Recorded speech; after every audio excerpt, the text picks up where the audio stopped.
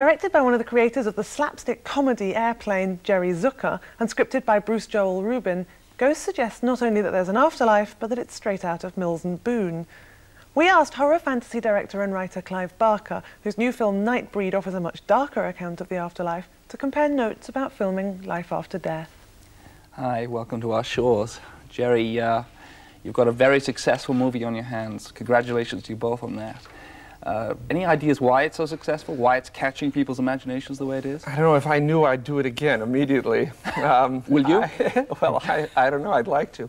I suspect it has something to do with the fact that people, it triggers a lot of emotions. It's a movie that makes people laugh and cry and scares them a little bit and makes them think. And I think if you can do that and leave people feeling good at the end, which the movie does, you have a chance of a big hit. Other than that, I've never been one to predict, box office. So this thing about making people think, what's it making people think about? About going again and paying money. I'm sorry. Oh, no. I'm sorry, I couldn't resist. Bruce, you're the writer. What's it making people think about? Well, I think it opens them up to a whole new sort of perspective on what life is all about. It postulates a universe in which life does not just start at birth and ends at death, but one has a spirit that somehow precedes your life and goes on beyond your life. And it's a soul picture. It's very much a soul picture. It is. It's very Judeo-Christian ethics, and the picture we feel is on real firm moral ground. There is accountability after death in this movie, which is something we believe in, and it's about the notion that we all have a soul. So you say you believe in accountability after death. I mean, you as a person believe that. But it is a very conservative vision in a way, isn't it?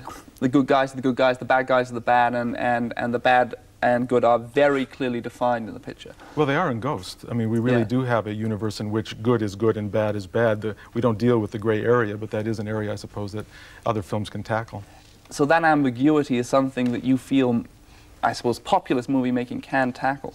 Jerry? Well, it's interesting. There are certain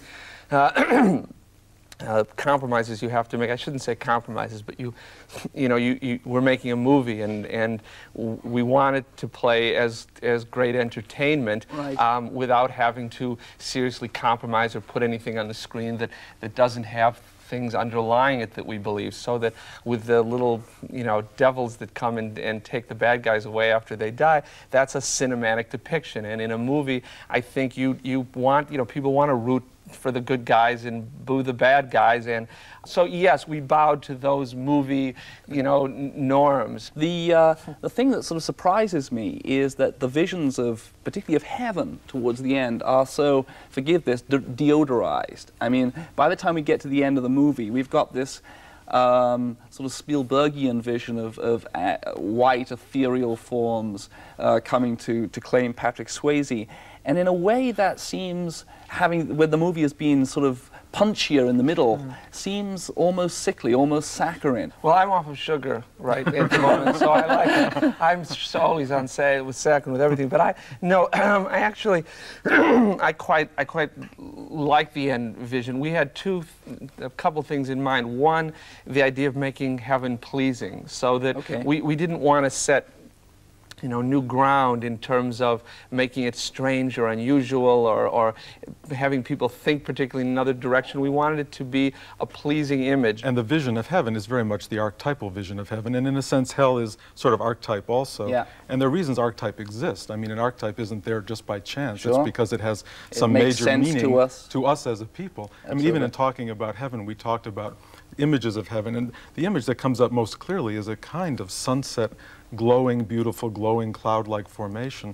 It's something that everyone understands as heaven. You've had a reputation as a satirist, as somebody with a sharp needle to deflate pretension and sometimes Hollywood pretension. Now it seems to me as though you have entered an arena where you're I'm actually... now pretentious. Yeah, well, did I say that? Did I say that?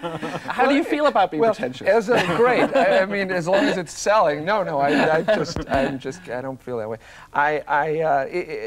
It's funny that, in fact, in the sequel to The Naked Gun, which is we're starting to shoot in a couple months, called Naked Gun 2.5: The Smell of Fear, we're actually satirizing some scenes from Ghost. So I'm certainly pleased to make fun of my own so it's my own film. Nice to have the chance to do that. Yeah, and I see the fun in that. I mean, I could see that there's something ripe to make fun of, but in a way, that experience doing satire helped me have the confidence to go further in this movie, because I felt like I had such a sure sense of when, as an audience, I would be going, "Oh, come on, that's dopey."